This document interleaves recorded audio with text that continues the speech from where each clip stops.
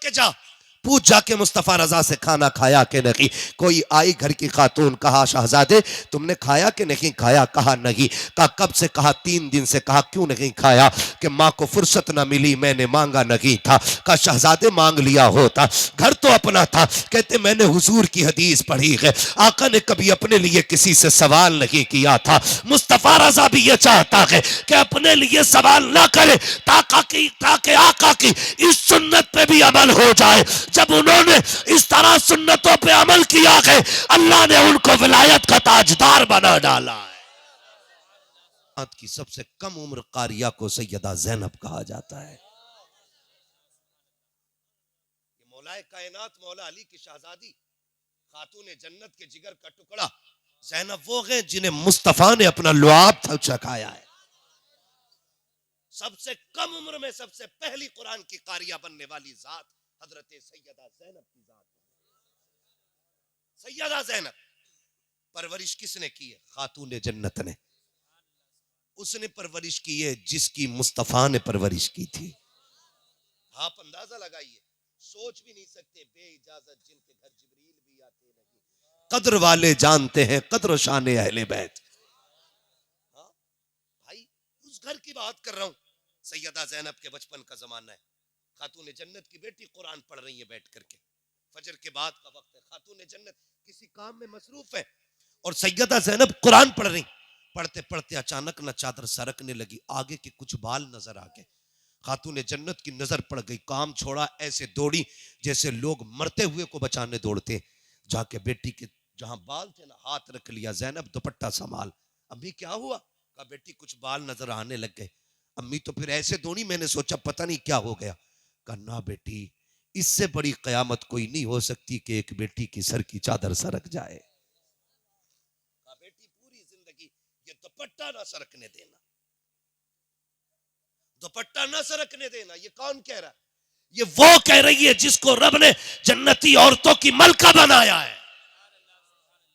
तेरी मेरी बेटी न मलका, न शहजादी हुजूर की, न सैयद जाती, न वलिया, न राबिया बसरिया, न ज़ैनब, न उम्मे कुलसूम, न रुकैया, कोई नहीं हो। फिर घमंड, जितने बड़े बाप की बेटी उतनी बेगैरती से गले में दुपट्टा है।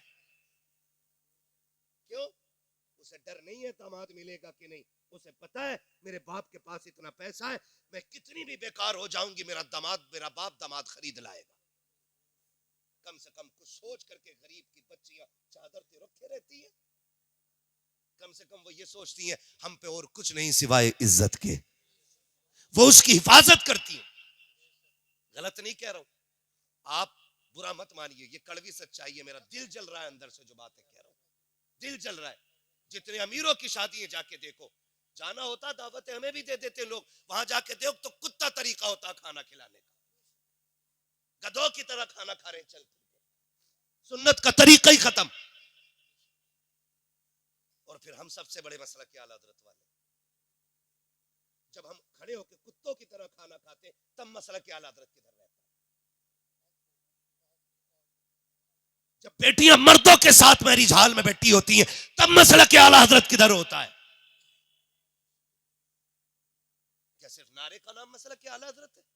जानते हो सरकार मुफ्ती आजम हिंद, मुफ्ती आजम आलम इस्लाम, आपने जाना उन्हें?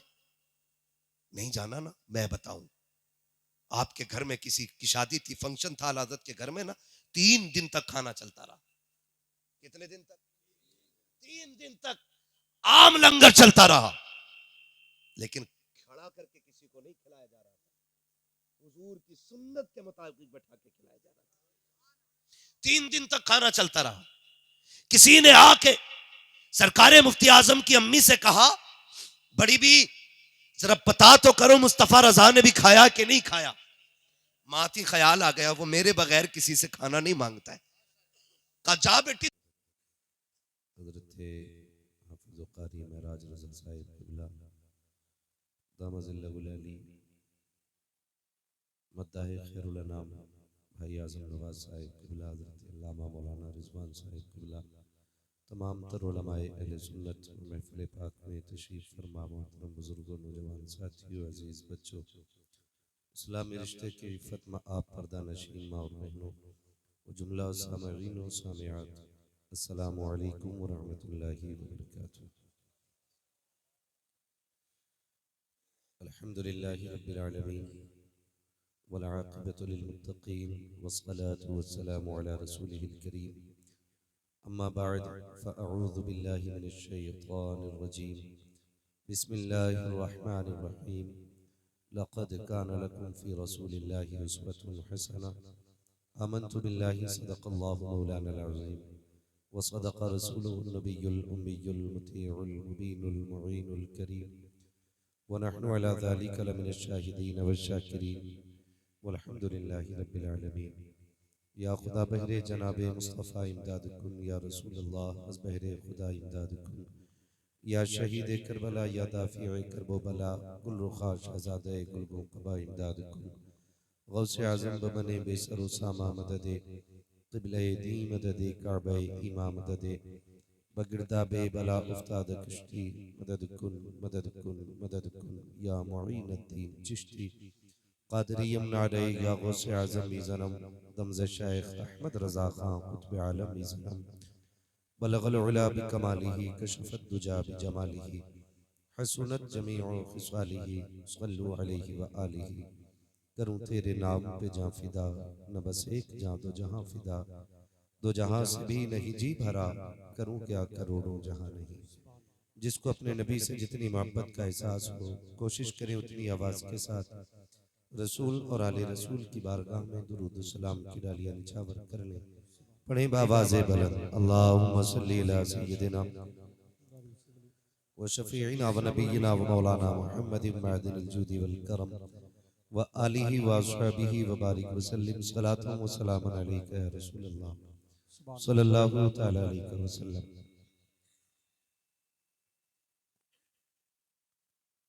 मैं सबसे पहले मुबारकबाद पेश करता हूँ तमाम अरकान कमेटी, बानियान जलसा और हुजूर के उन तमाम दीवानों को जिन्होंने इस्लाह के मकसद से इस महफिल को सजाकर हमें और आपको अल्लाह और उसके रसूल की बातें करने और सुनने का मौका फराहम किया।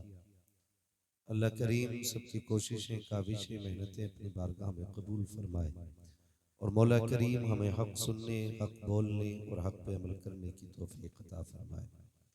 मुअज़्ज़ज़ हाज़रीन किराम, सरे शाम से लेकर अब तक आपने बड़े बड़े लहजे भी सुन लिए, खूबसूरत अशार और कलाम सुने, बेहतरीन खिताब आप समात कर चुके हैं।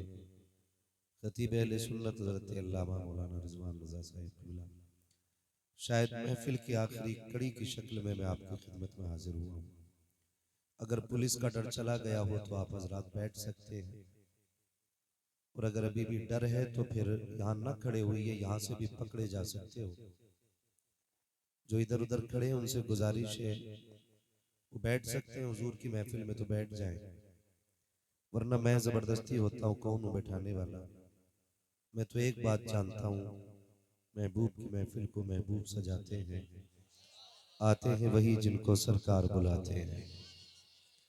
और मुझे मतलब भी उन्हीं से है जिनको हुजूर ने बुला रखा है, क्योंकि मेरी यहाँ हाजिरी ये मेरी ताकत पे नहीं है, मेरी हिम्मत पे नहीं है। मैं बीमार भी हूँ, थका हुआ भी हूँ। और ये बात याद रखें, हमारी थकन अच्छे खानों, अच्छे कमरों में लेटने बैठने से नहीं उतरती। लोग आशिक मिल जाते हैं, जितनी अच्छी सुभान अल्लाह बोल देते हैं उतनी अच्छी थकन उतर जाया करती है। मैं जानता हूँ कि आप हजरात बहुत देर से बैठे हुए हैं और आपने सुन लिया है। मैं बस इतना कहूँगा, अगर जलसे बामकसद करने हुआ करें तो हम जैसे लोगों को तकलीफ दिया करो, वरना खाली शौक के लिए हमें न बुलाया करो। हमारे जिम्मे बड़े काम रहते हैं और लंबे लंबे सफ़र करने रहते हैं। ये अच्छा नहीं लगता कि आपके पास भी वक्त नहीं है और आपने हमें बुला लिया है, तो फिर हम चाहेंगे फिर हम उन लोगों में चले जाएं जिनके पास हमारे लिए वक्त हो। ये आपसे मेरा मुअद्दबाना रिज़ा है। और अगर तकरीरें कराया करें तो सही वक्त पे करा लिया करें। माफ़ कीजिएगा, मैं बड़ा कड़वा बोलने का आदी हूँ। मैं चापलूसी करके आपका पैसा लेके नहीं जाऊँगा। मैं इतना कड़वा बोल के जाऊंगा कि कब्र तक नहीं, आखिरी सांस तक मेरी एक बात याद रहनी चाहिए। मेरा मिजाज है, मैं आईना हूं, दिखाऊंगा दाग चेहरे के, जिसे खराब लगे सामने से हट जाए। मैं यहाँ पे पहुंचा हूँ, भाई आजम नवाज साहब की दावत मोहब्बत रही, बेजा इसरार रहा, वरना मुझे भी कलकत्ता के लिए यहाँ से डायरेक्ट एयरपोर्ट के लिए जाना है। समझ सकते हैं कि दिल्ली कितनी दूर है, वो सुबह फ्लाइट पकड़नी है। आजम नवाज भाई ने मुझसे कहा कि इसको मेरा अपना प्रोग्राम समझो और आ जाए। मैंने कहा था भाई थोड़ा जल्दी तकरीर करा देंगे। आजम भाई ने बताया इंशाल्लाह 11 बजे तक तकरीर के लिए बैठा दिया जाएगा। अल्लाह का शुक्र है, फिर भी पौने 12 बजे नंबर आ गया, पौने 12 बजे नंबर आ गया। मैं अगर इजाजत दें तो मैं पहले माजरत कर लूं कि मैं ज्यादा लंबी तकरीर न करूं, चलेगा ना? है ना? नहीं, एक मिजाज रखिए, तूफान नूह लाने से आखिर क्या फायदा, एक अश्क ही बहुत है अगर कुछ असर करे। खाना उतना अच्छा होता है जितना हजम हो जाए, वरना हद से ज्यादा खाना आप किलो 2 किलो खा लें, अगर हजम ना हो तो सेहत खराब हो जाती है ना। तो फिर उतना खाना इंशाल्लाह जितना हजम हो जाए। ये मेरे प्यारे बच्चे जो खड़े हैं, अल्लाह तौफीक दे, जगह मिल जाए तो आ जाओ बेटे, इधर आ जाओ, इधर जगह खाली है। अच्छे लोगों के लिए तो हमेशा जगहें रह जाती हैं, है ना? बैठ जाएं, खुदा सलामत रख के। महफिल बड़ी अच्छी है और माशाल्लाह आपका पूरा ग्राउंड फुल भरा हुआ है आजम भाई। हाँ, कोई फर्क नहीं पड़ा, जैसा कि लोगों ने जाके बताया था, लोग भाग गए, महफिल खत्म हो गई। तो मेरे दिल में ख्याल आया था यार, जो मेरे लिए आए होंगे या आजम भाई के लिए आए होंगे वो चले जाएं, लेकिन जो हुजूर के लिए आए होंगे वो सलाम तक जाने वाले हैं। और मैं आपको ये मशवरा दे दूं कि महफिलों में जब भी बैठा करो ना, मेरे फैन होके नहीं, आजम भाई के फैन होके नहीं, हमारे महराज रजा बरकाती साहब के फैन होकर के नहीं, हमारे रिजवान साहब के फैन होकर के नहीं, जब भी बैठे मदीने वाले के आशिक बन के बैठा करें। हमारे फैन होने से कोई नतीजा नहीं है, हुजूर के हो जाओ तो बेड़े ही पार हो जाएंगे।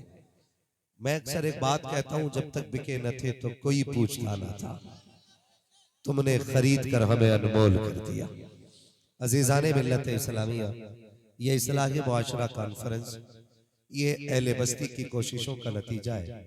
और इस महफिल को इसलिए सजाया गया है कि इस हुजूर के मिंबर पे जो भी आके बैठे, हमसे वो बात बता के जाए जिससे हमारी दुनिया भी भली हो और हमारी आखिरत भी भली हो जाए। सिर्फ ये मकसद इस महफिल का है। इस महफिल का कतई ये मकसद नहीं कोई ये सोच के आए कि 2.5 किलो बिरयानी मिलेगी, 100 ग्राम लड्डू मिलेंगे, 5 किलो छुआरे मिलेंगे। ये इस महफिल में आने का यकीनन किसी का मकसद नहीं होगा। मेरे सामने छोटे छोटे बच्चे बैठे हैं, अभी अब कुछ बच्चों को भाई पीछे कर रहे थे, तो मैं इनका मुंह देख रहा था, मुझे नजला है और थोड़ा सर में दर्द भी है। मैं मुंह देख रहा था और ख्याल आ रहा था कि जिन छोटे बच्चों को पीछे बैठाया जा रहा है ना, यही छोटे बच्चे जब आते हैं ना, तभी महफिल का आगाज होता है। अक्सर बड़े बड़े तो तब आते हैं जब महफिलें जम जाती हैं। महफिलें जमाने के लिए अक्सर छोटे बच्चे आया करते हैं। और मैं एक बात समझता हूँ यार, गुलाम हुजूर के फिर यहाँ कद कामत और उम्र तो नहीं देखी जाती ना, यहाँ आने वालों के दिल देखे जाते हैं, यहाँ आने वालों के दिल देखे जाते हैं। मैं उन टहलने वालों से जो 6-6 फीट के टहल रहे हैं ना, उनसे अफजल आला इन 1.5 फीट के बच्चों को समझ रहा हूँ जो इतनी रात में बैठ के हुजूर की महफिल को सजाए हुए हैं। अल्लाह इन बच्चों को सलामत रखे, इन बच्चों के माँ बाप को सलामत रखे। जिस परिवार में ये पल बढ़ रहे हैं, अल्लाह उस परिवार के दिन न्यारे फरमा दे। सुनेंगे थोड़ी देर, पीछे वाले लोग भी तैयार है ना? खुदा सलामत रखे। इन जलसों का मकसद सिर्फ इतना है कि हमें अल्लाह और उसके रसूल का कुर्ब हासिल हो जाए, सिर्फ ये मकसद। और हम आए भी इसीलिए हैं ताकि हमसे अल्लाह भी राजी हो जाए और रसूलुल्लाह भी। बोल सकते तो बोले ताकि मैं समझ सकूं। रसूलुल्लाह भी राजी हो जाए। जिंदगी कितनी है? अगर आप बड़ी से बड़ी उम्र गिने 100 साल और आगे निकल जाए 200 साल, हल ये है कि अगर 1000 साल भी जिए ना तो मरना है। क्या करना है? मरना है। 1000 साल भी बंदा जी लिए तो मरना है। मौत उसकी है करे जिसका जमाना अफसोस, यूं तो दुनिया में सभी आए हैं मरने के लिए। ये भी कोई जिंदगी है, 60 साल जिए 70 साल जिए मर गए, ना कोई नाम लेने वाला ना कोई पूछने वाला। जिंदगी वो कितनी खूबसूरत है। 800 साल हो गए लेकिन अजमेर वाले को आज भी बच्चा बच्चा जानता है। सैकड़ों साल हो गए आज तक आला हजरत के नाम के नारे लग रहे हैं। महीने बीत गए, साल बीत गए, सदियां गुजर गई, लेकिन आज तक नाम के नारे लग रहे हैं। अजमेर में कौन आया था? क्या कोई लाखों की फौज लेके आया था? क्या कोई शानो शौकत और मर्तबे जाहो जलाल के साथ आया था? नहीं, वो अजमेर वाला जो आया था ना, एक चटाई, एक लोटा, एक लाठी का सहारा हिंदुस्तान में आया और अल्लाह अल्लाह की ऐसी जरब लगाई कि 90 लाख कलमा पढ़ के मुसलमान हो गए थे। 800 साल हो गए, बच्चा बच्चा जानता है कि मोइनुद्दीन अजमेरी किधर रहते, ये सबको पता है। एक ऐसी जिंदगी हमें जीनी है कि सदियों तक न सही, कम से कम कुछ नस्लें तो हमें याद रखें, कुछ नस्लें तो हमें याद रखें। याद रखिएगा, आज हम मौजूद हैं, बोलो है कि जो है वो सबूत दे, जो नहीं है वो कब्रिस्तान चले गए, है कि नहीं? हम लोग आज हैं, कल थे हो जाएगा। आज हैं और कल थे हो जाएगा, और गुजरे हुए कल में आने वाले थे, यानी कि न थे न रहेंगे, बस है। एक दिन किस्से पारी ना बनेंगे, एक दिन गुजरा हुआ कल बनेंगे। कहीं ऐसा ना हो लोग कहें एक बुरा शख्स मिला था। हर शख्स अपने बारे में सोचे जो मैं बात करने लगा। कहीं आने वाली नस्लों में ये तज़किरे ना हो कि इनका जो दादा था ना वो बहुत खराब था, इनका जो बाप था ना वो बहुत खराब था। वो तो करम हुआ अल्लाह का कि बहुत कम उम्र में उठा लिया उसे, वरना पूरा मोहल्ला परेशान था। याद रखिए, अगर इस तरह याद किए गए ना तो समझ लेना फिर कब्र में करवट लेने की जगह नहीं मिलेगी। कब्रों में करवट लेने की जगह नहीं मिलेगी। इज्जतें कब्र में उनका इंतजार करेंगी जो जिएंगे भी हुजूर के लिए और मरेंगे भी हुजूर के लिए। ये याद रखिए, जो जिएंगे भी हुजूर के लिए और मरेंगे भी हुजूर के लिए। मेरे आका जिस दौर में तशरीफ लाए उस दौर में भी सितम उरूज पे थे, उस दौर में भी बदकारियां आम थी, उस दौर में भी गुनाहों का सैलाब था। लेकिन आमीना का लाल आया, उसने जमीन पे कदम रखा, उसके करम की हवा ने सितम की तमाम धुएं को साफ कर दिया और फिर कायनात के अंदर इंसाफ का सूरज नमूदार हुआ। फिर वो दौर जमाने ने देखा कि जिस दौर का हाल ये था कि एक ही सफ में खड़े हो गए महमूद व अयाज, ना कोई बंदा रहा ना कोई बंदा नवाज। वो दौर इस्लाम ने पैदा किया कि जिसका लोग तसव्वुर नहीं कर सकते थे वो नजरिए इस्लाम ने अता किए, जिसको लोग सोच नहीं रखते थे वो हालात इस्लाम ने अता किए। आप गौर करें, आज दौर कितना नागुफ्ता भी है, आज हालात कितने बिगड़े हुए हैं। माफ कीजिएगा, ये हर घर की कहानी है। शादी ब्याह की बारी आती है तो सबसे पहले बेटियों के सरों की चादरें उतर जाती है, तब जाकर के शादियां उरूज पर आती है। जब बेटियों की इज्जतें नीलाम होती है तब जाकर के शादियों में चार चांद लगा करते हैं। कभी मेहंदी के नाम पे, कभी रबजगों के नाम पे, कभी मेहंदी के नाम पे, कभी हल्दी के नाम पे, कभी फैशन के नाम पे, कभी तमाशों के नाम पे।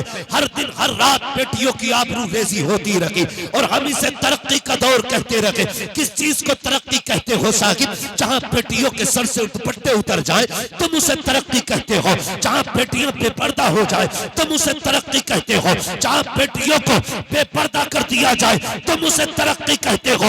हम तरक्की उस दौर को कहते हैं जिस दौर में पैदा होने वाली बेटी को ज़ैनब कहा जाता है, जिस दौर में पैदा होने वाली बेटी को उम्मे कुलसूम कहा जाता है। हम उस दौर को तरक्की का दौर कहते हैं। जिस दौर में पैदा होने वाली बेटी को फातिमा ज़हरा कहा गया, हम उस दौर को तरक्की का दौर कहते हैं। जिस दौर में पैदा होने वाली बेटी को खदीजतुल कुबरा कहा गया, हम उस दौर को तरक्की का दौर मानते हैं। जिस दौर में पैदा होने वाली बेटी को आयशा सिद्दीका कहा गया, इसलिए हम कहते हैं वो अंधेरा ही भला था कि कदम राह पे थे, रोशनी लाई है मंजिल से बहुत दूर। नाराए रिसालत, नाराए गौस, मसलके आला हजरत जलसा-ए मिलादुल नबी मुफ्ती हमान साहब किबला, नाराए तकबीर। बुरा तो नहीं लग रहा है आपको? सुभान अल्लाह। लगे तो खाक से पाए मोरा लंग ने मुल्क खुदा तंग ने। हाँ, हमें लगता है शायद ये कुर्सी हमें मिली ही इसलिए ताकि हक बात आपसे करें। निकलेंगे हम इस दौर से इंशाअल्लाह, वादा करते हैं इंशाअल्लाह। माफ कीजिएगा, बरेली शरीफ हमारा जिनका है वही बोले, जिनका ना हो वो आला हज़रत को छोड़कर सुन्नियत साबित करके दिखाए। सीधी सी बात, जिसका है मरकज वो बोले हमारा मरकज, हाँ हमारा मरकज। हाथ किसके नहीं उठे? तेरा खाए तेरे गुलामों से उलझे। हाँ, वो ना एक बड़ा ना छोटी सी क्लिप किसी मौलवी की उठा के ना उसमें मीम बना रहा, तो मैंने कहा छाछ तो बोले ही बोला, चल्ली भी बोली जिसमें छत पर छेद है। ये इतनी बदबख्त कौम है, इसका नाम ले दो तो जलसों की बरकतें उड़ जाती हैं, लेकिन मजबूर करते हैं। बस मेरी बात सुन ले, आज ये पोस्टमार्टम नहीं, ये कभी फिर करूंगा। आज अपनों का ऑपरेशन करूंगा।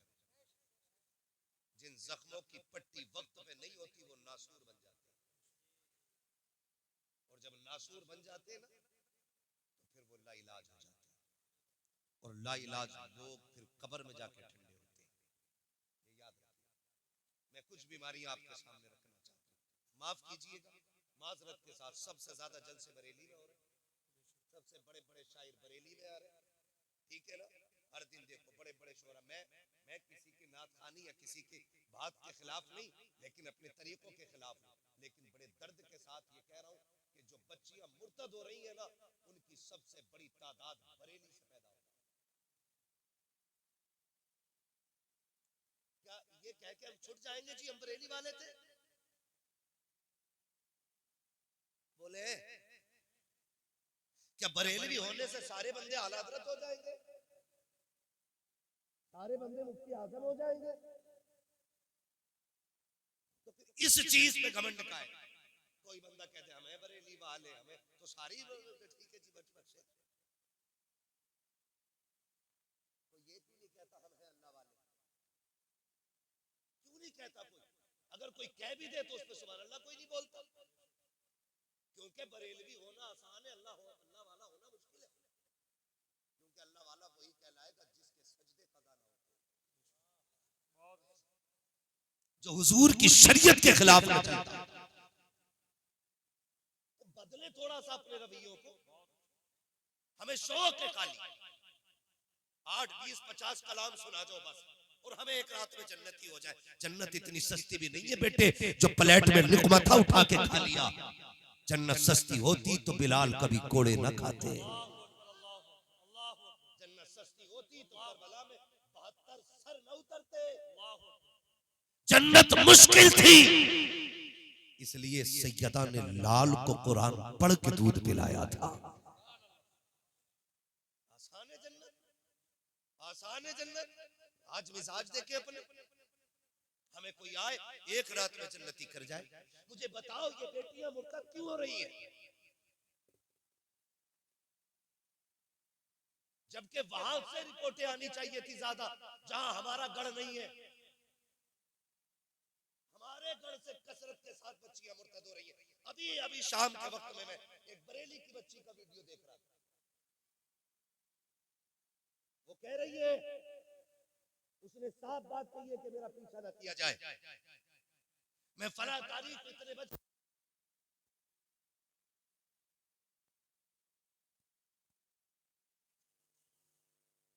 मैं अपनी मर्जी से घर छोड़ के आई हूं। यहां तक तो था मैं सोचने लगा कि इसका मुकद्दर जहन्नम था, चली गई। लेकिन अगली बात जो उसने कही ना, उसने कलेजा टुकड़े टुकड़े कर दिया। जानते हो उसने अगली बात क्या कही? उसने कहा मेरा ही पीछा क्यों कर रहे हो? इस जुर्म में मेरे साथ मेरी माँ भी बराबर की शरीक है। ये उस बच्ची का वीडियो गवाह है। वो कह रही है इसमें मेरी माँ बराबर की शरीक है। मेरी बात कान खोल के सुने, माँ बहने बेटियां बेटे भाई सब, मियां बीवी एक गाड़ी के दो पहिए। कितने बोले? सारे। मालूम है, मुझे पता है ना थके लोग हिस्से में आए, लेकिन बर्दाश्त करें थोड़ी सी। मेरी बातें कड़वी भी होती है, सुभान अल्लाह भी नहीं निकलेगी मुंह से, मत निकालना। बस मेरी बातें यहां लिख के ले जाना। मैं खाली दाद लेने नहीं आया, मैं चाहता हूं अल्लाह करे ये बात यहां उतर जाए। क्या कहा उसने? मेरी माँ भी इसमें बराबर की शरीक है। अब मैं क्या कह रहा हूं? मियां बीवी गाड़ी के दो पहिए होते, एक अगला एक। अगर एक भी पंचर हो जाए गाड़ी चलेगी? अगर चलेगी भी तो कैसे? डिसबैलेंस, ठीक है ना? और डिसबैलेंस पंचर नहीं, हवा कम बढ़ती भी हो जाए तब भी गाड़ी सीधी नहीं चलती है, डिसबैलेंस रहती है। मैं बेटी से गुजारिश करूंगा और बापों से भी गुजारिश करूंगा, खुदा का वास्ता कमाए, आपका हक है। मजदूरी करें, मेहनत करें, आपका हक है। नेक नियत से करेंगे, इबादत है।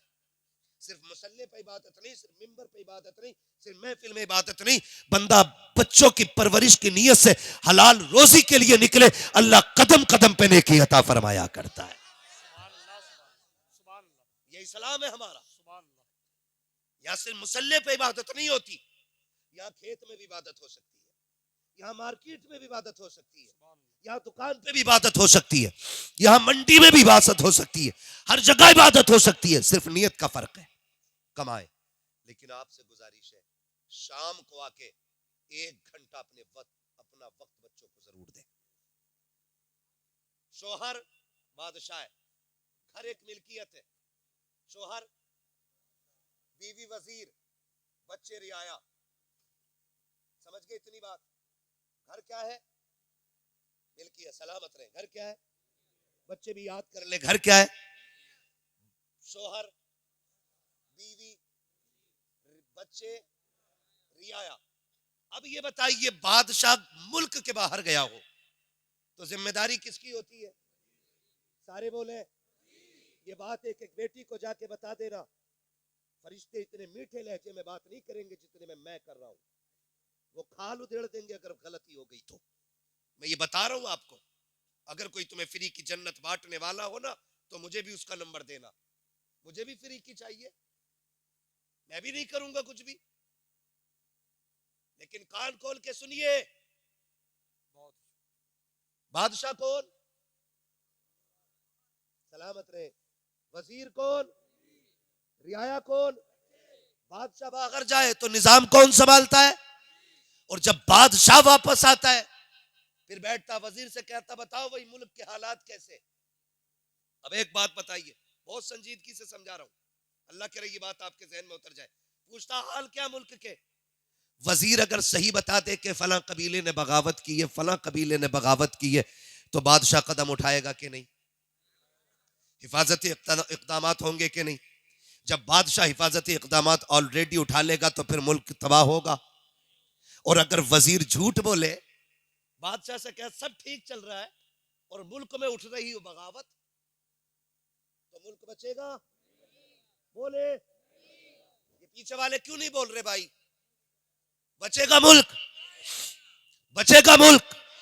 तो मेरी बेटी मेरी बहन कान खोल के सुन ले, जब शोहर घर से कमाने के लिए निकलता है, सुबह उठ के आंखें मसलता हुआ, कोई हाथ में खाली थैला लेके जाता है, कोई मंडी को टिफिन लेके जाता है, मगर खुदा की कसम पूरी सल्तनत तेरे हवाले करके जा रखा है, गोया कह के जा रखा है बेटी की आबरू तेरे हवाले है, बेटे का नक्श कदम तेरे हवाले है, मैं 12 घंटे के बाद लौट के आऊंगा, मेरे सल्तनत के एक कोने की हिफाजत करनी है। फिर बेटी बीवी की जिम्मेदारी बनती थी कि वो बच्चों का ख्याल करती, बेटी के एक एक लम्हे पे नजर रखती। कितनी बदबख्त है वो बीवियां जो बच्चियों के गलत कारनामों को शोहर पे छुपाती रहती है, फिर कहती हाय मुझे पता नहीं था।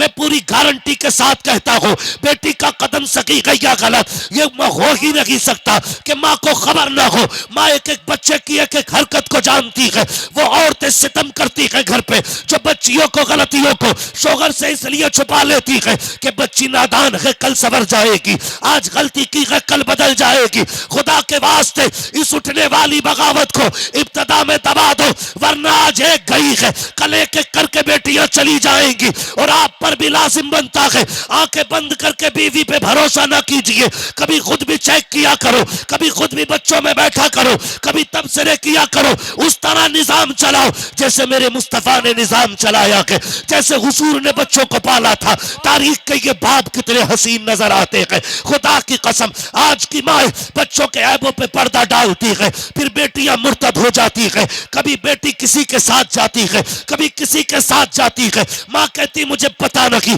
क्या पढ़ाया तूने बेटी को, आ तुझे एक बेटी की कहानी बताऊं। तारीख का ये बाप पलट के देखो, मदीने की गली है, रात का सन्नाटा है, बिलाल की आवाज आती है, लोगों उठो हुजूर ने दीन के लिए खून मांगा है। लोग चीख गए, दौड़े लग गई हुजूर की बारगाह में। जो बहनें थी वो उठी, उन्होंने छोटे छोटे भाइयों को उठाया, उठा करके दूल्हा बनाया, तैयार किया। हर बहन को भाई प्यारा होता है, हर माँ को लाल प्यारे होते हैं, लेकिन बहनों ने भाइयों को तैयार किया, कंधे पे तलवारें रख के कहा था शहजादे जा तो रहे हो लेकिन याद रखना उसके कदमों में जा रहे हो जहां जीने से ज्यादा जान लुटाने में मजा आता है। ए मेरे शेर जब तुम पलट के आओ हमें फख्र होगा, हम शहीद की माँ कहलाए, हम शहीद की बहन कहलाए, और अगर जिंदा भी वापस आ गए फिर भी फख्र होगा, हम गाजी की माँ कहलाएंगे, गाजी की बहन कहलाएंगे। तारीख गवाह है जब ये कह के बच्चे गए थे तो सबका यही ऐलान था कि इन्हें जाना इन्हें माना, न रखा गैर से काम, लिल्लाहिल हम्द में दुनिया से मुसलमान गया। नारे तकबीर, नारे रिसालत, मसलके आला हजरत, इश्क मोहब्बत, इश्क मोहब्बत, इश्क मोहब्बत, इश्क मोहब्बत। बदलो भाई। खुदारा बहन बेटियों से गुजारिश है, दाग सिर्फ शोहर की इज्जत पे नहीं लगता है, दाग परिवार की इज्जत पे लगता है, परिवार की इज्जत पे लगता है। और बेटियों से मैं एक बात अर्ज करूंगा, मेरी बेटियों कसम खा के कहता हूं, अल्लाह की इज्जत की कसम, तुम्हारा गुड्डू, तुम्हारा पप्पू, तुम्हारा सोना, तुम्हारा गोना, तुम्हारा मोना तुम्हें उतना प्यार नहीं दे सकता जितना प्यार और इज्जत तुम्हारा मजदूरी करने वाला बाप तुम्हें दे सकता है। उससे ज्यादा तुम्हें कोई इज्जत नहीं दे सकता। दुनिया तमाशाई बनी है, दुनिया तमाशाई बनी है। कसम खा के कहता हूं मेरी बहन, तुझे तब तक लोग आंखों में रखते हैं जब तक तेरी इज्जत और आबरू लूट न ले। हाँ, क्या तुमने नहीं देखा कितनी बेटियों की लाशें स्टेशन पे मिलती हैं, कितनी की पटरी पे मिलती हैं? कौन थे ये लोग? ये वही थे जो कहते थे तुझे जमीन पे कदम नहीं रखने दूंगा। उन्होंने तो सांसें ही छीन ली जिंदगी की। इनके लिए, इनके लिए जो 4 रातों के लिए तुम्हें रानी बनाते हैं और फिर जिंदगी भर के लिए तुम्हें कुत्ता बना के छोड़ देते हैं रोडों पे, उनके लिए तुमने उनसे जफा की। जो मजदूरी भी करता रहा, उसने टोपी में पैबंद लगाए, बेटी तेरे दुपट्टे में पैबंद नहीं लगने दिए, उसके लिए छोड़ दिया तुमने बाप को।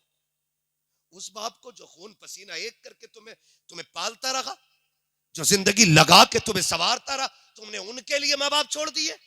जाके बेटियों को समझाओ, उनसे कहो जाकर के बेटी संभल के कदम रखना, याद रखना अगर तू बहकी ना तो सिर्फ तेरी इज्जत नहीं खानदान की इज्जत चली जाएगी। बाप कभी जिंदगी में सर नहीं उठा पाएगा। और आज तो बेगैरती की भी हद हो गई जी। सोसाइटी मुआशरे में भी बेगैरती इतनी हो गई है, आज भाग जाती है, कल कपड़े झाड़ के कह देता मेरा मतलब नहीं रहा उससे, लो साफ सुथरा हो गया, दूध में नहाया हुआ। ये बेगैरती है। कल हजरत जब किसी की बेटी को तलाक होती थी ना, तो 8-8 दिन बाप घर से नहीं निकलता था गैरत की वजह से। तलाक वाली बेटी का बाप नहीं निकलता था, आज भागी हुई की बेटी बाप पे फर्क नहीं पड़ता है। ये बेगैरती नहीं तो क्या है हमारी, ये बेहिसी नहीं तो क्या है हमारी। हो क्या गया हमें, हमारी आंखों का पानी मर गया। आओ करबला वालों के दर की खैरात खाने वालों, मुझे बात याद आ गई, कायनात की सबसे कम उम्र कारिया को सैयदा ज़ैनब कहा जाता है। ये मौलाए कायनात मौला अली की शहजादी खातून जन्नत के जिगर का टुकड़ा ज़ैनब वो है जिन्हें मुस्तफा ने अपना लुआब चखाया है। सबसे कम उम्र में सबसे पहली कुरान की कारिया बनने वाली जात हजरत सैयदा ज़ैनब की जात। सैयदा ज़ैनब परवरिश किसने की है? खातून जन्नत ने। उसने परवरिश की है जिसकी मुस्तफा ने परवरिश की थी। आप अंदाजा लगाइए, सोच भी नहीं सकते, बेइजाजत जिनके घर जिब्रील भी आते नहीं। कद्र वाले जानते हैं कद्र शान अहले बैत। हाँ भाई, उस घर की बात कर रहा हूं। सैयदा ज़ैनब के बचपन का जमाना है, खातून जन्नत की बेटी कुरान पढ़ रही है बैठ करके, फजर के बाद का वक्त है, खातून जन्नत किसी काम में मसरूफ है और सैयदा ज़ैनब कुरान पढ़ रही। पढ़ते पढ़ते अचानक न चादर सरकने लगी, आगे के कुछ बाल नजर आ गए। खातून जन्नत की नजर पड़ गई, काम छोड़ा, ऐसे दौड़ी जैसे लोग मरते हुए को बचाने दौड़ते। जाके बेटी के जहां बाल थे ना, हाथ रख लिया, ज़ैनब दुपट्टा संभाल। अम्मी क्या हुआ? कहा बेटी कुछ बाल नजर आने लग गए। अम्मी तो फिर ऐसे दौड़ी, मैंने सोचा पता नहीं क्या हो गया। कहा ना बेटी, इससे बड़ी कयामत कोई नहीं हो सकती कि एक बेटी की सर की चादर सरक जाए। बेटी पूरी जिंदगी ये दुपट्टा ना सरकने देना, दुपट्टा ना सरकने देना। ये कौन कह रहा है? ये वो कह रही है जिसको रब ने जन्नती औरतों की मलका बनाया है। तेरी मेरी बेटी न मलका, न शहजादी हुजूर की, न सैयद जाती, न वलिया, न राबिया बसरिया, न ज़ैनब, न उम्मे कुलसूम, न रुकैया, कोई नहीं हो। फिर घमंड, जितने बड़े बाप की बेटी उतनी बेगैरती से गले में दुपट्टा है। क्यों? उसे डर नहीं है दामाद मिलेगा कि नहीं। उसे पता है मेरे बाप के पास इतना पैसा है, मैं कितनी भी बेकार हो जाऊंगी, मेरा बाप दामाद खरीद लाएगा। कम से कम कुछ सोच करके गरीब की बच्चियां चादर ते रखे रहती है।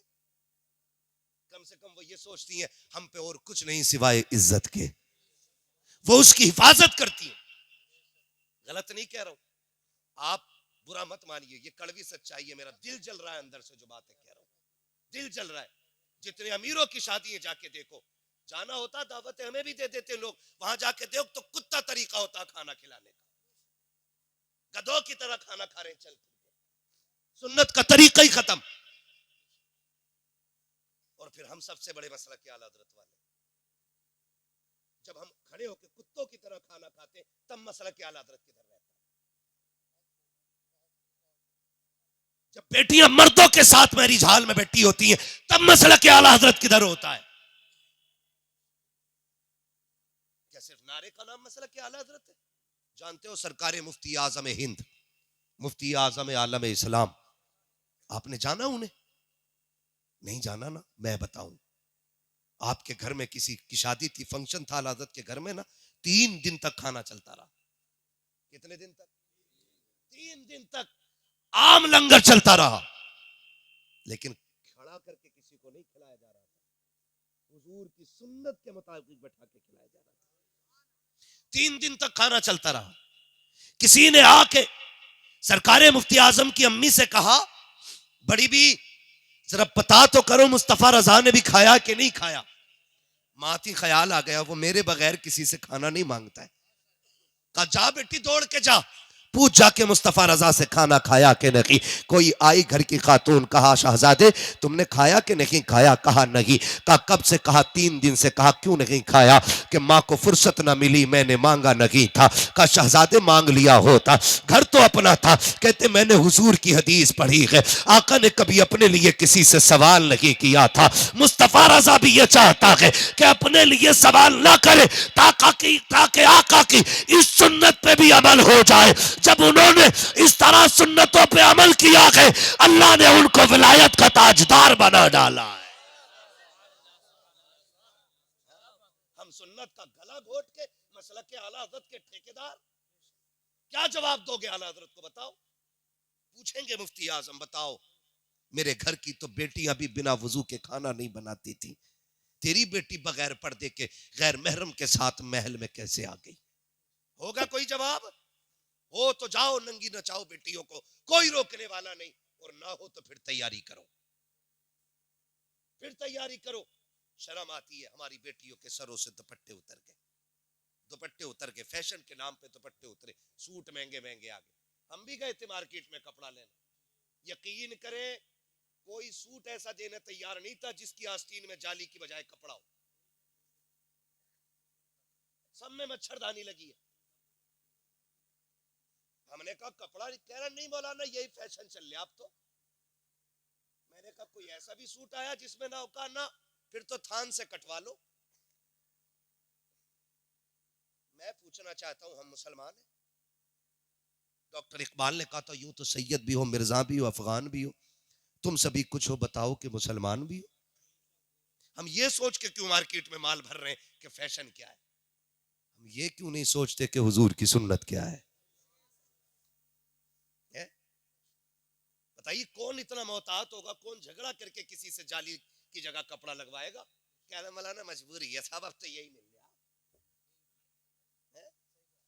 पहले गर्मियों में मच्छरदानी देखने मिलती थी, अब जाड़ों में भी बराबर आगे पीछे, कमी नहीं होती। मर जाए साए सकड़ के, लेकिन कपड़े पूरे नहीं पहनेंगी और ना हम पहनाए।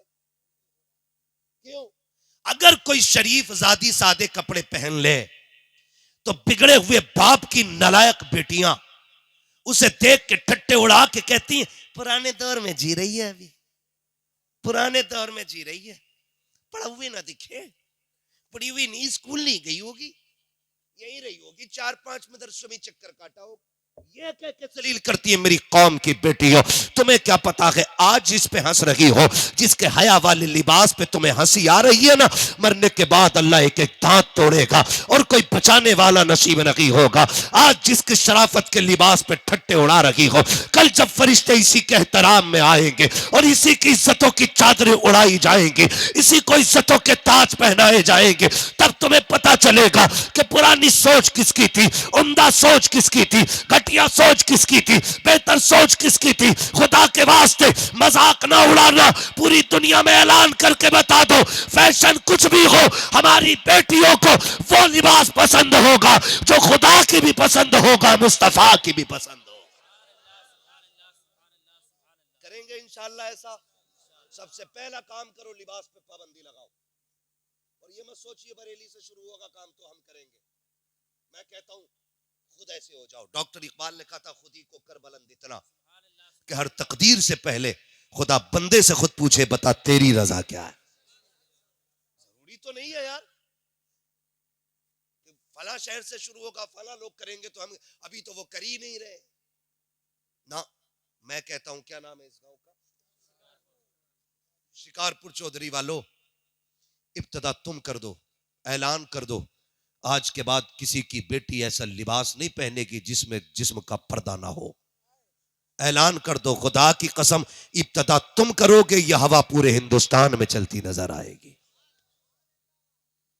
ये आपकी जिम्मेदारी बनती है। जलसा भले 5 साल में एक करना, लेकिन अमल एक पे करना शुरू कर दो, लाजिम कर दो। और अगर कोई ये कहे कौन बांधे बिल्ली के गले में घंटी, ये करोगे ना फिर काम नहीं होगा। अगर ये मुश्किल है तो फिर एक काम करें, कोई ऐसा है जो इस महफिल में बेगैरत बैठा हो?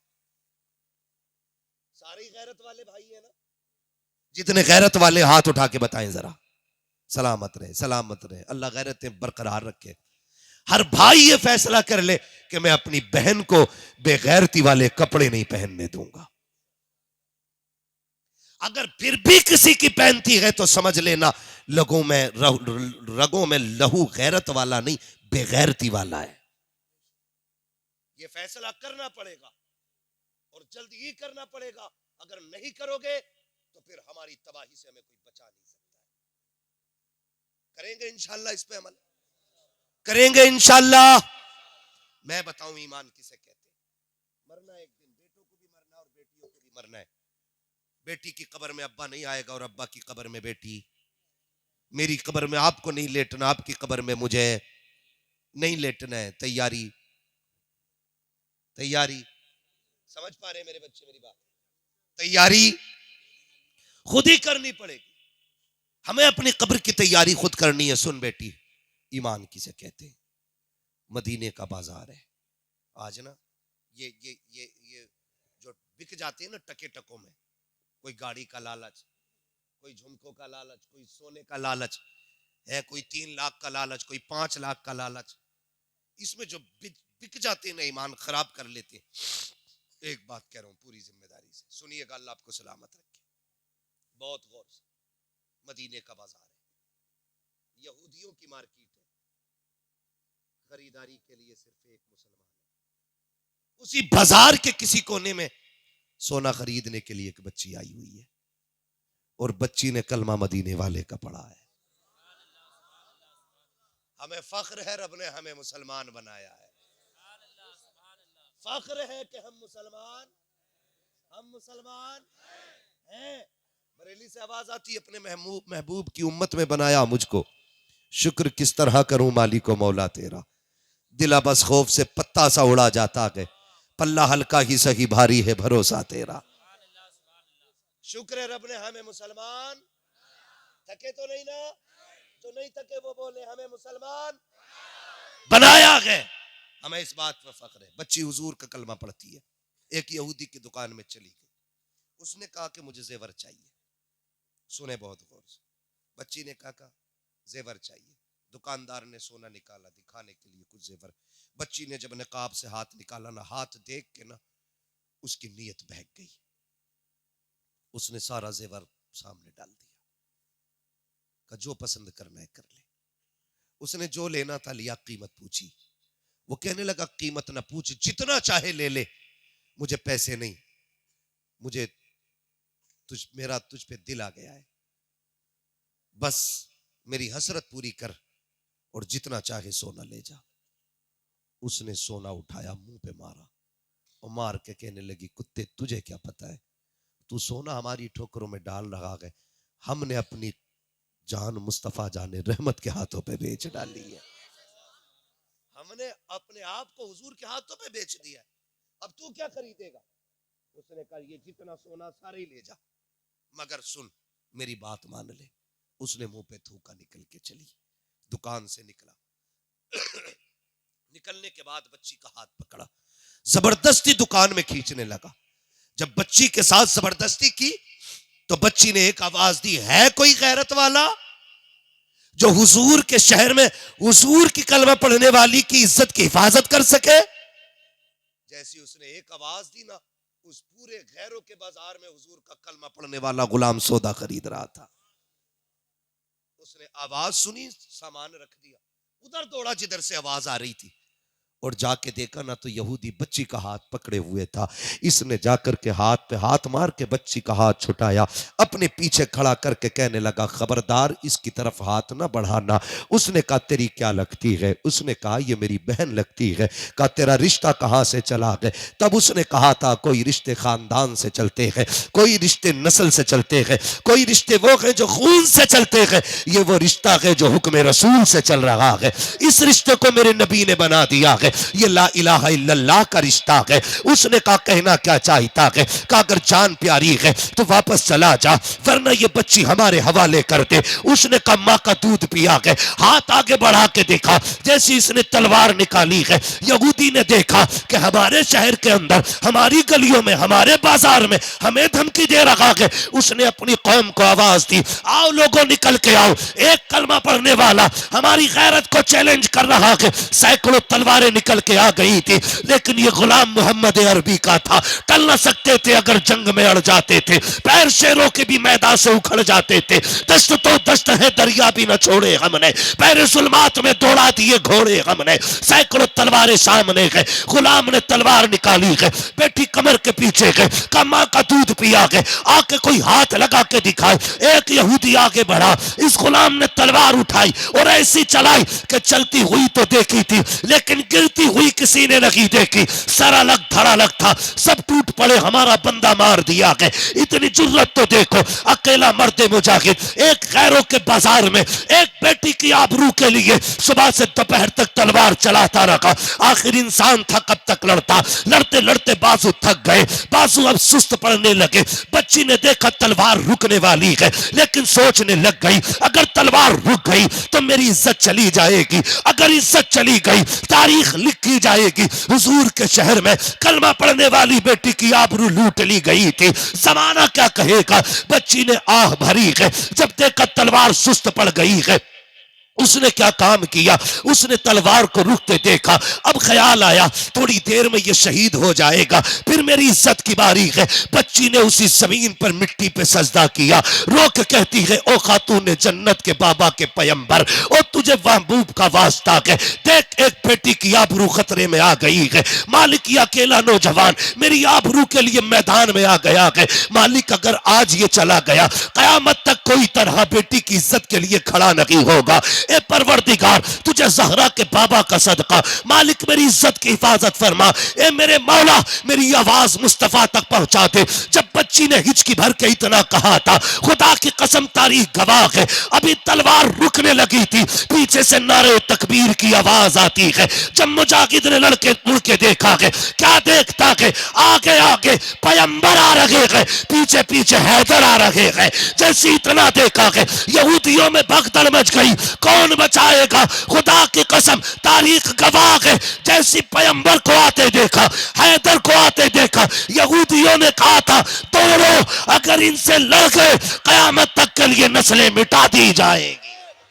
नारे तकबीर, नारे निसालत, नारे गौस, नारे गौस। ख्वाजा का हिंदुस्तान, ख्वाजा का हिंदुस्तान। हजरत सैयद बदियुद्दीन जिंदा सा मदर, हजरत सैयद बदियुद्दीन जिंदा सा मदर। कलियर के साबिर पाक, कलियर के साबिर पाक। 5 नारे पंजातन के, एक नारा हैदरी, 5 नारे पंजातन के, एक नारा हैदरी, नारा हैदरी, नारा हैदरी। मैं पूछना चाहता हूं, हम तो इतने गैरतमंद थे, अगर सैकड़ों में एक बेटी की इज्जत जाती थी तो एक बंदा तन मन धन की बाजी लगा देता था। आज हम ही अपनी बेटियों की इज्जत के लुटेरे बन गए, हम ही तमाशाई बन गए, हम ही ब्याह शादियों में बेटियों को नंगा भेजते और हम ही उनकी जवानियों को अपनी आंखों से ताड़ते हैं बैठ करके। ये दीन है, ये इस्लाम है? नहीं। खुदा की कसम बेटियों को पर्दा दो, कसम खा के कहता हूं, ये जो दुनिया रो रही है ना, अल्लाह सलाहुद्दीन दे दे, सलाहुद्दीन दे दे, हालात ऐसे रहे कयामत तक सलाहुद्दीन नहीं पैदा होगा। सिर्फ बेटियों को हया दे दो, पर्दा दे दो, मुस्तफा जाने रहमत की बेटी वाली जिंदगी दे दो, हाथ ना भी उठेंगे इन्हीं की गोद से सलाहुद्दीन अय्यूबी भी पैदा हो जाएगा। इसलिए कि उसूल है, जमीन अच्छी होती है तो नस्ल अच्छी, फसल अच्छी होती है, माँ अच्छी होती है तो नस्ल अच्छी होती है। बच्चों के किरदार में माँ का बहुत अहम किरदार होता है। मुझे बात याद आ गई बाबा फरीदगंज शक्कर की, माजरत चाहूंगा, लोगों की फरमाइशें कई सारी थी और अपने अपने लोगों ने वाकयात रखे थे। मेरे बच्चों अगर मैं ना कर सकूं किसी का वाकया बयान, नाराज ना होइएगा, इंशाल्लाह कभी जिंदगी रहेगी और फिर कभी आपकी फरमाइशें पूरी कर लूंगा मैं। बस आज मेरी बात सुन ले, माओ का किरदार कितना में जाओ जाके बेटियों को बताओ। हजरत बाबा फरीदगंज शक्कर रहमतुल्लाह तआला अलैह, कौन फरीद? ये वो फरीद है कि अगर खारे पानी में फूंक मार दे तो अल्लाह मीठा कर देता था। और बड़ी बात ये वो फरीद है जिसका लोग चेहरा देखते थे तो कलमा पढ़ के मुसलमान हो जाते थे। ये माओ का किरदार है, ये माओ का किरदार होता है। बाबा फरीद गंजे शकर रहमतुल्लाह तआला अलैह पे दावा हो गया कि फरीद वो है कि जो जिसका लोग कलमा पढ़ चेहरा देख के कलमा पढ़ लेते। ऐसा करो इसे कैद किया जाए। बात कोर्ट तक पहुंच गई। थक गए भाई, जा रहे ना, कोई बात नहीं है, खड़े भी होके सुन सकते हैं। थक गए होंगे तो मैं समझ सकता हूँ, आपको बहुत ज्यादा सीधा होना पड़ रहा है ना, एकदम नीचे बैठे हुए। तवज्जो है ना सारे लोगों की। मुकदमा हो गया कोर्ट में। का फरीद वो है जिसका लोग कलम चेहरा देख के कलमा पढ़ लेते। का करना का फरीद को जेल में डाल दो। का पहले कोर्ट में हाजिर किया जाए फरीद को। तो जब बाबा फरीद कोर्ट में तशरीफ लाए तो जिन्होंने मुकदमा किया था उन्होंने कहा कि चेहरे पे कपड़ा डाल के आना है। तो बाबा फरीद चेहरे पे कपड़ा डाल के आए। जज ने कहा मैं कैसे मान लूं कि कोई देख के किसी को किसी का धर्म पर कबूल कर लेगा, मैं जरा देखूं तो सही चेहरा कैसा है। जो सामने लोग खड़े थे कहा मेहरबानी कर ना उठवा कपड़ा, वरना फैसला ही नहीं कोर्ट ही बदल जाएगा। उसने कहा जी तुम्हारी कैसे मान लूं, अहमक लोग हो, चेहरे देख के भी कोई धर्म बदल लेता है। उसने कहा ठीक है भाई उठाओ कपड़ा। जब फरीद ने चेहरे से नकाब पलटा फिर जज भी कह रहा था ला इलाहा इल्लल्लाह मुहम्मद रसूल। अल्लाह जी बात ही खत्म हो गई, क्योंकि वो भी कलमा पढ़ के मुसलमान हो गए।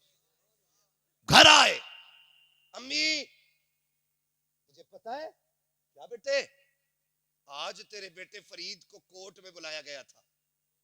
मुकदमा ये था मेरा चेहरा देख के लोग कलमा पढ़ ले रहे। अम्मी मजा तब आया जब जज ने मेरा चेहरा देख के कलमा पढ़ा। मां मुस्कुरा के कह रही फरीद मुस्कुरा मत, कमाल तेरा नहीं कमाल तो मेरा है।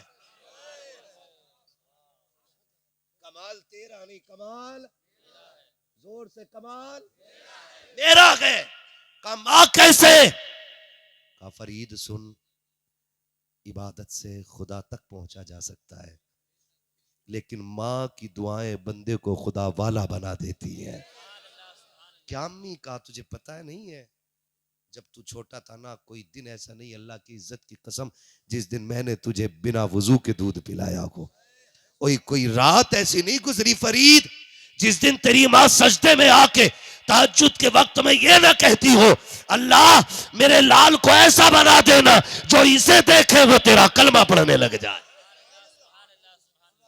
लोग बात करते हैं हुज्जतुल इस्लाम की, लोग उन्हें देखते थे कलमा पढ़ के मुसलमान होते थे। मैं तो कहता हूं अल्लाह उनकी माँ की कब्र पे रहमतें नाजिल करे। अगर माँ अच्छी ना होती तो बेटा कभी हुज्जतुल इस्लाम ना होता। इसलिए मेरे अजीज माएँ अच्छी होंगी तो फिर नस्ल अच्छी हो जाएगी। समझ रहे मेरी?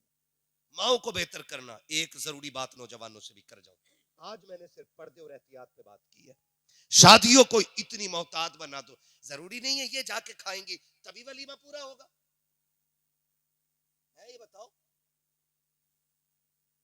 ये नहीं जाएंगी तो शादी नहीं होगी। दावत भी ये तो घर भिजवा के खिलवा दो, या अगर खिला भी रहे हो पर्दे के साथ बुला, पर्दे के साथ बैठा। ये कौन सी गैरत हो गई बिना पर्दे आ गई कि हाँ मुखिया के बेटे का वलीमा। आग लगे ऐसे वलीमों में जहां 1000 बेटियों की इज्जतें उछाली जाती है। नहीं चाहिए ऐसा वलीमा जहां इज्जतें महफूज ना हो। वलीमा वो करो जिसमें सवाब भी रह जाए और इज्जतें भी बाकी रह जाए, है ना। हुजूर ने फरमाया सबसे बुरी दावत है उस वलीमे की जिस वलीमे में गरीब ना हो। बुरा खाना जिसमें गरीब ना। आज गरीब की दावत नहीं, सारे अमीरों की दावत होती है। क्यों? जिनने बकरा खिलाया वही बकरा खाने आएगा, जिनने मुर्गा खिलाया वही मुर्गा खाने आएगा, जिसने बेचारे ने नहीं खिलाया वो गरीब तो आएगा ही।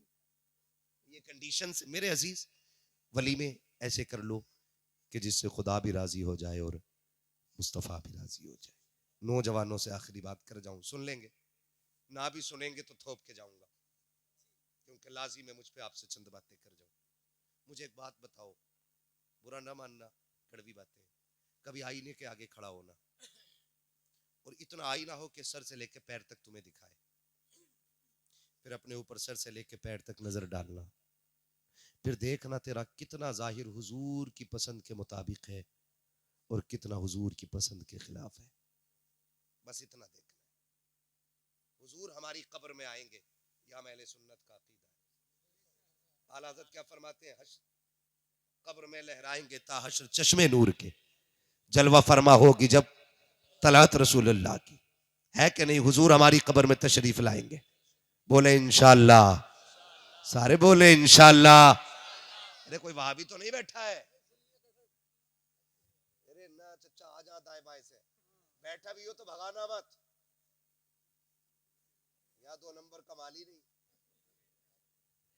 यहाँ सारा ही 1 नंबर का है। बातें सुन, जलसा खत्म होने से पहले वहाबी को भी कहना पड़ेगा, मैं मुजरिम हुआ का मुझे साथ ले लो, के रस्ते में है जा बजा थाने वाले। मसला के आला हजरत ऐसा है ही नहीं जो कोई उंगली रख सके। वो तो कुछ जाहिल, कुछ गवारों, कुछ बदतमीजों की वजह से बदनाम हो गया। सही बता रहा हूं हजरत ही, कुछ गवारों की वजह से, अंधभक्तों की वजह से बदनाम है मसला के आला हजरत। उधरी नहीं है अंधभक्त। हाँ, भीड़ देखा, सजदे में गिर गए उसके आगे। सजदा किसके लिए? सारे बोले किसके लिए? किसके लिए? सिर्फ अल्लाह के लिए। महबूब क्या कहते? आका फरमाते अगर खुदा के अलावा किसी को सजदे की इजाजत होती, यहाँ पीर का जिक्र नहीं, अबू बकर का जिक्र नहीं, अपना जिक्र नहीं, उमर का जिक्र नहीं, अहले बैत का जिक्र नहीं, आका कहते अगर खुदा के बाद किसी को सजदे की इजाजत होती तो मैं औरतों को हुक्म देता कि वो शोहर को सजदा किया करे।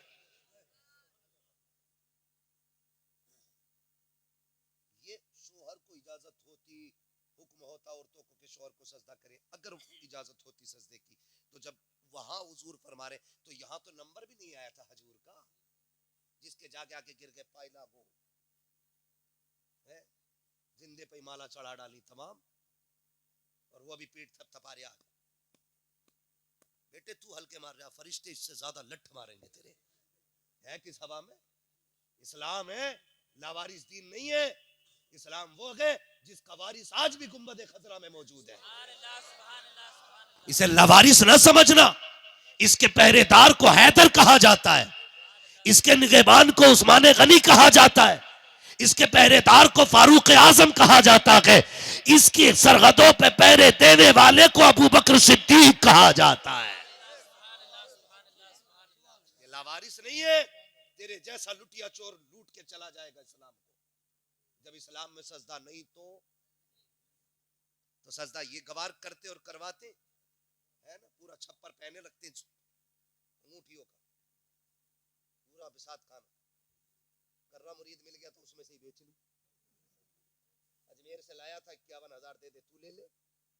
ये बगदाद वाले से लाया था, ये कलियर वाले से लाया हूँ, हाँ ये वारी से पाक से लाया हूँ, ये मदारे पाक से लाया हूँ। सारे बुजुर्गों के नाम बता के बेचता रहे। एक पहन, वो भी एक नक्की। इस्लाम है, तेरे बाप की लिखी हुई कहानी नहीं है। जैसा चाहेगा इसे मोड़ के चला लेगा। इसके लिए अहले बैत का खून लगा है। तबीयत घुसेड़ रहा था यजीद, खानदान दे के हुसैन ने दीन को साफ बचा लिया है। यह है दीन। हाँ तबीयत का ही तो मसला था। बस चंद बातें आपसे, तो इन लोगों की वजह से मसला क्या हालत बदनाम हुआ, इन लोगों की वजह से।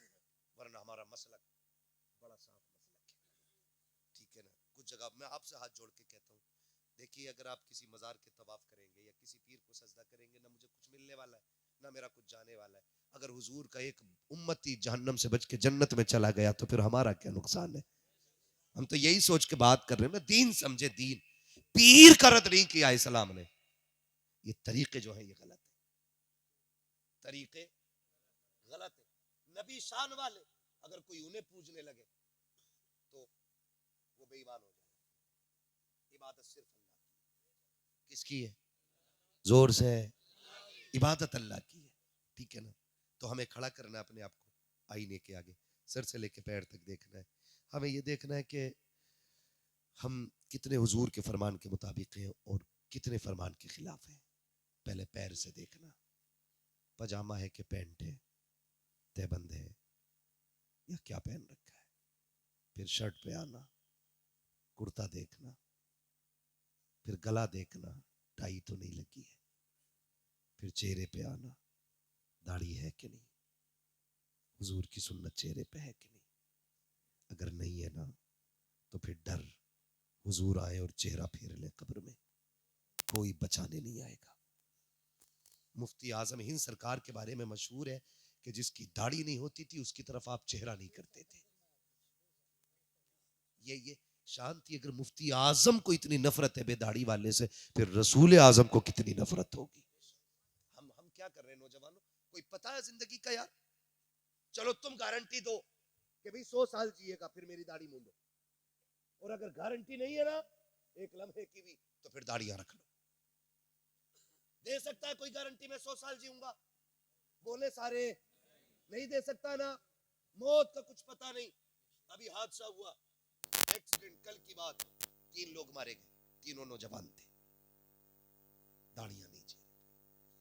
किस मुंह से कब्र में जाएंगे हुजूर के पास? खुद सोचो, अगर हम कब्र में पहुंचे और चेहरे पे दाढ़ी ना हो, हुजूर चेहरा फेर ले, फिर क्या बनेगा? अगर वो चेहरा फेर ले जो कायनात की उम्मीद है, तो फिर उम्मीदों के दरवाजे बंद हो जाते हैं। दाढ़ियां रख लो चेहरों पे, दाढ़ियां, अजीब तमाशा बना रखा।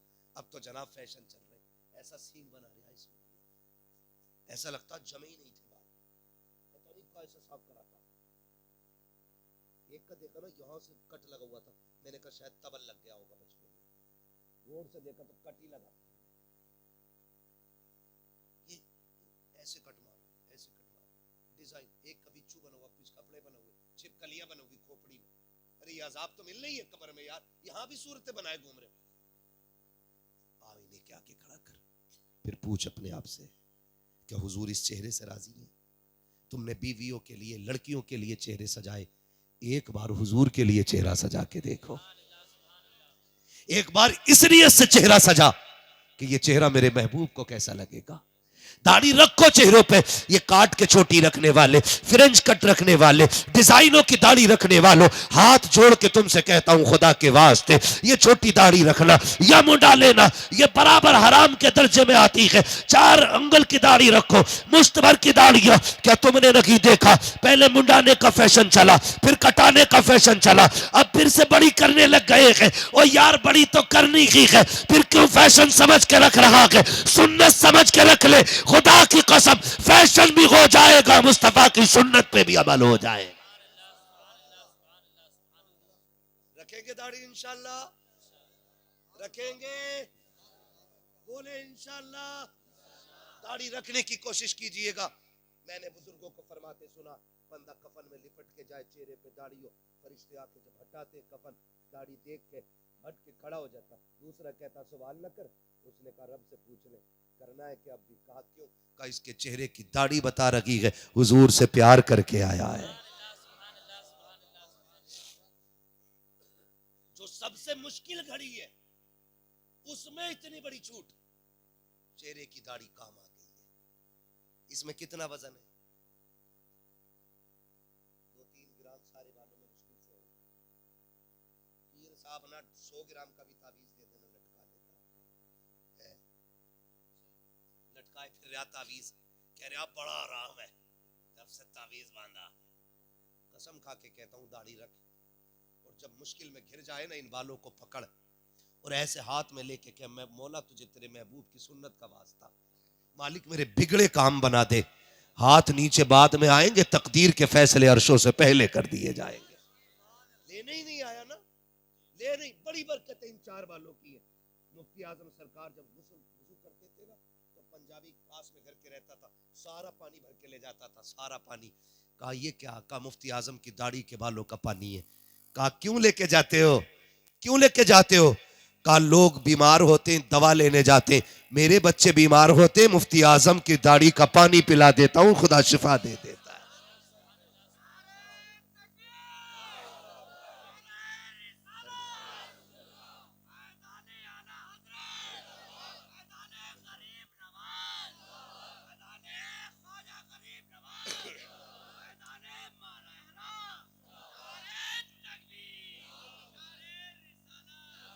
रख लो नौजवानों दाढ़ी, कोई ज्यादा बोझ नहीं है, और मौत कोई दूर नहीं है, कब्रिस्तान बहुत करीब है, मौत सर पे खड़ी है। दाढ़ी के चंद बाल रख लो, मेरे लिए नहीं, इनके लिए नहीं, इनके लिए नहीं। रात को लेटना ना। मुझसे लोग कहते हाथ उठवा लो, मैं नहीं उठवाता। मैं कहता हूँ हमारे सामने उठे तो क्या उठे, काश कभी ऐसा हो रात को 3 बजे तेरी आंख खुले और तेरा दिल मदीने वाले से लग जाए, उठ के मुसल्ले पे आए कि महबूब आज से तेरे लिए दाढ़ी रखूंगा।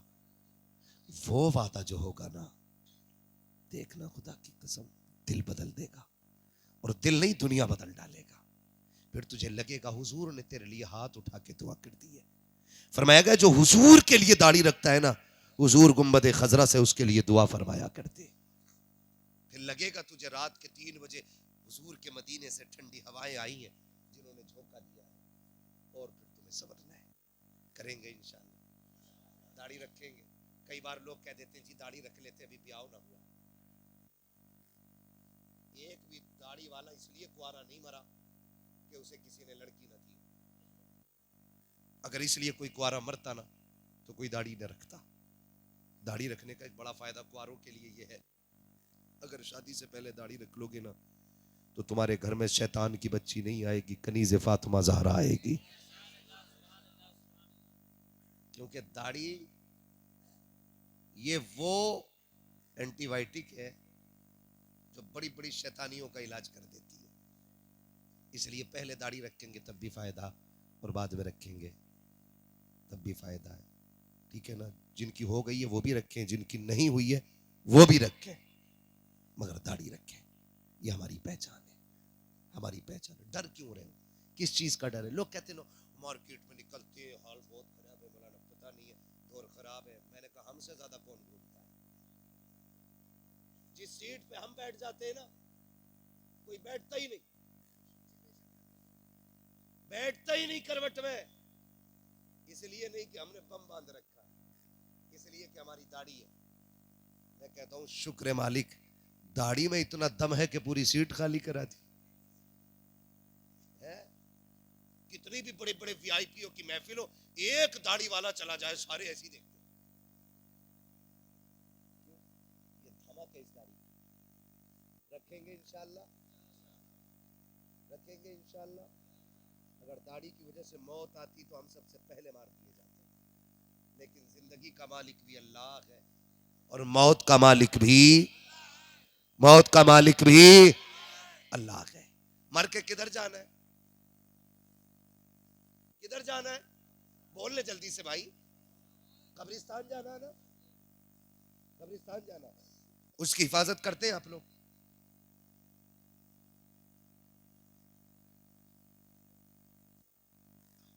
कदर है कब्रिस्तानों की? हमारे अक्सर कब्रिस्तानों के हालात ऐसे ही है। मैं ये तीसरी बात करने लगा हूं। पहली बात मैंने पर्दे की, दूसरी बात नौजवानों मैंने दाढ़ी की है। आप दाढ़ी रख लें, इंशाअल्लाह इनकलाब आएगा। तीसरी बात करने लगा हूं कब्रिस्तान। पूरी तकरीर हाथों हाथ याद भी करा। ठीक है, क्या करना है कब्रिस्तान? मैं ये कह रहा हूं अक्सर मुसलमानों के कब्रिस्तान का हाल ये है कि जितने भी बेरोजगार नौजवान लड़के हैं ना, वो सारे कब्रों पे जाके बैठ जाते हैं। कई जगह पे ताश खेलते हुए मैंने खुद देखे। कई जगह पे देखा है कि भैंसे लेके लोग कब्रिस्तान आ जाते हैं। कई जगह पे बकरी बकरे छोड़ देते। ओ पकड़ ले, बकरी किसकी है? तो कहता मेरे अब्बा की तो कब्र है।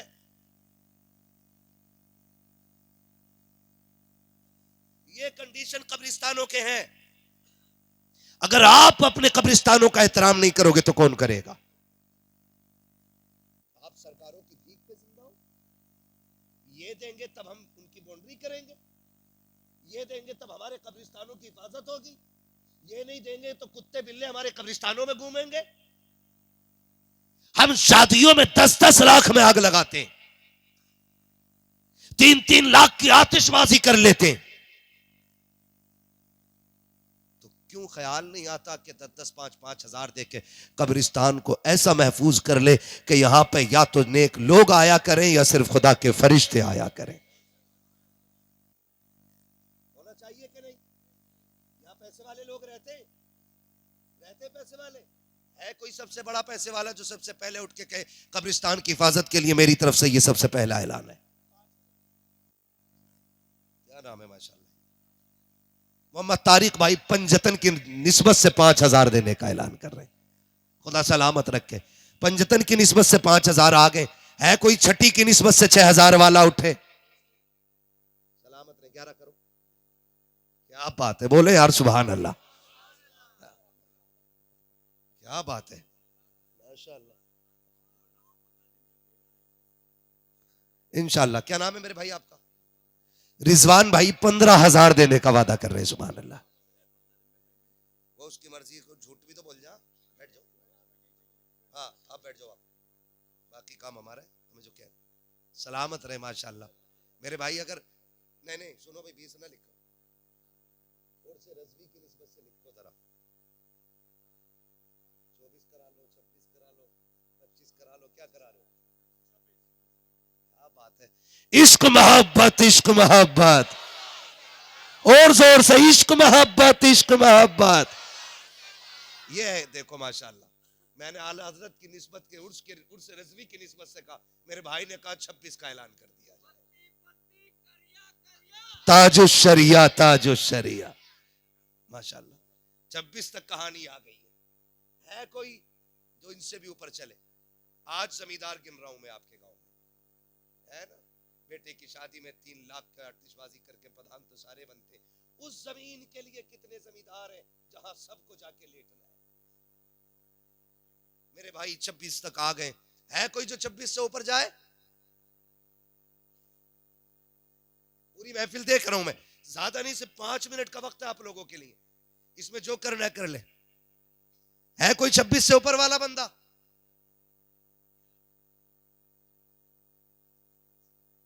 अब जो उठे वो बात की बात रही। अभी नीचे वाला बंदा 11 रह गई, ये बोली 6,000 रह गई पहली, 6 वाला बंदा हो जाए कोई, ख्वाजा गरीब नवाज की निस्बत से 6,000 दे दे, जल्दी करें, जेब मत टटोइए, अल्लाह देगा इंशाल्लाह। और जो मुर्दे कब्र में लेटे ना, वो बड़ी दुआएं देंगे, जिनकी कब्र पे तुम्हारे घोड़े बकरे रहते हैं, आपको भी आराम मिलेगा। जल्दी से 6,000 वाला कोई उठ जाए, ये बोलियां खाली नहीं रहनी चाहिए। नौजवानों उठे कोई, क्या बात है, सलामत रहे मेरे भाई। 2 लोग उठ गए मेरे भाई, क्या नाम है आपका? असलम भाई और अकरम भाई, माशाल्लाह। ये 2 बंदे 6,000 के। अजमेर वाले से जब भी थोड़ा मांगू बहुत दे देते। एक मांगा था अजमेर वाले ने 2 दे दिए, 2 दे दिए अजमेर वाले ने। एक मांगा था 2 दे दिए। मेरी एक बोली रह गई है 11वीं शरीफ की, 11,000। सलामत रहे मेरा भाई, क्या नाम है? जावेद भाई, माशाल्लाह। जावेद भाई 11,000 रुपए। बोल दे सुभान अल्लाह। हाँ, ऐसे करो जैसे तुम्हारे घर से लाके देंगे, हमारा तुम्हारा ही रहेगा। जफर भाई के माशाल्लाह 6,000 रुपए। 6,000 वाले 3 हो गए। हाँ, 11,000 वाला भी इकलौता ही है, 11,000 2 हो गए, एक ही हुए 11,000 वाले भी।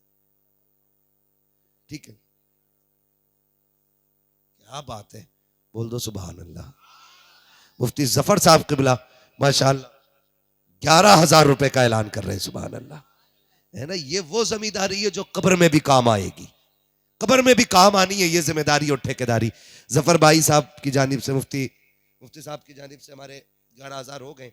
बस एक 12वीं होती है, घर सजते, अल्लाह करे कोई बंदा उठे हुजूर की 12वीं की निस्बत से 12,000 दे जाए। 12वीं वाला बंदा, सरकार की आमद, 12,000 वाला बंदा, कोई भी एक बंदा 12,000। देखें, एक दूसरे को देख ले गौर से, जिसने ना देखा हो।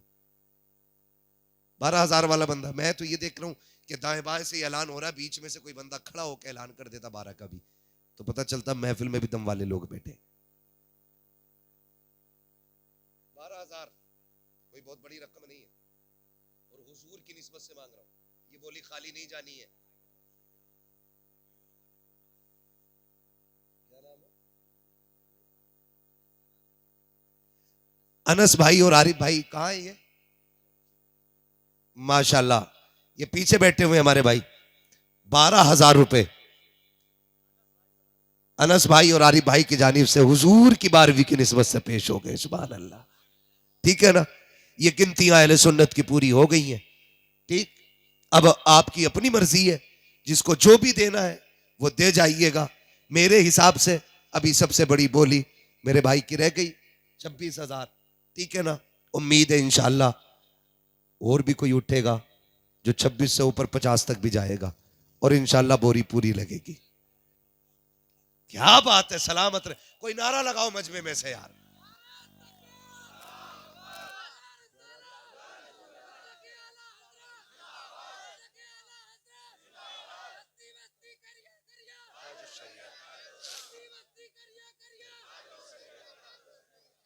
अभी 1 मिनट मेरा बाकी है, बस करें। सलामत रहे। भाई निसार साहब 1 लाख रुपए देने का ऐलान कर रहे हैं। सुभान अल्लाह। भरे समंदर सूखते नहीं, देने वाले कभी चूकते नहीं है, जिसमें एक लम्हे की भी तवक्को नहीं है रहने की, उसमें 50 लाख लगा करके सजा के मौलाना को बाथरूम दिखा रहा, जाके देखिए अच्छी बनी है। और जहां हमेशा रहना उसकी कोई तैयारी नहीं, उसकी कोई तैयारी नहीं है। होशियार वो है जो कब्रिस्तान की तैयारियां कर ले। मेरे भाई ने 1 लाख रुपए दिए, अल्लाह सलामत रखे आपको भी और उन तमाम अहबाब को जिन्होंने अब तक हिस्सा लिया कि माशाअल्लाह। किसके? क्या बात है। मैं एक बात कहूं, मैं भी 2-3 दिन पहले एक जलसे में था, वो हमारे मिलने वाले थे, मोहम्मद साहब गवाह है उसके, तो उन्होंने बताया कि हमारे बेटे का इंतकाल हो गया। मैं ऐलान करने लगा मदरसे के लिए ना, तो उस बाप ने ना मदरसे के लिए, बाप ने ना मदरसे के लिए ना अपने बेटे की तरफ से 11,000 रुपए दिए। मैं सोचने लग गया, बेटा चला जाए ना तो बाप किसी मौके पे चूकता नहीं है, बाप चला गया है तो औलाद क्यों चूक जाती है ना। अल्लाह सबको ऐसे बेटे दे कि जो कब्रिस्तान जाने के बाद भी बाप की कब्र की ठंडक का इंतजाम करते रहे। भाई निसार साहब अल्लाह आपको सलामत रखे। फरिश्ते जाके जब रहमत की खिड़की खोलेंगे, अब्बा कहेंगे ये किधर से आई? का ऐसा बेटा छोड़ के आया गए जिसने मेहनत की कमाई तेरी बख्शिश के लिए लगा दी है, अल्लाह ने उसी का सिला अता फरमा दिया गया। अल्लाह सलामत रखे आपके वालिद मरहूम को, अल्लाह जन्नतुल फिरदौस में मकाम रफ़ी नसीब फरमा। उसमें एहतियात से काम कर रहा हूँ, इंशाअल्लाह शजरा कभी फिर सुन लीजिएगा। बस आपसे गुजारिश है, जो नहीं दे पाए हैं, ऐसा नहीं है सिर्फ यही देने वाले थे जिन्होंने दिया है, कुछ की जेब में नहीं है, कुछ इंशाअल्लाह बीवी से पूछ के मशवरा करके फिर बताएंगे।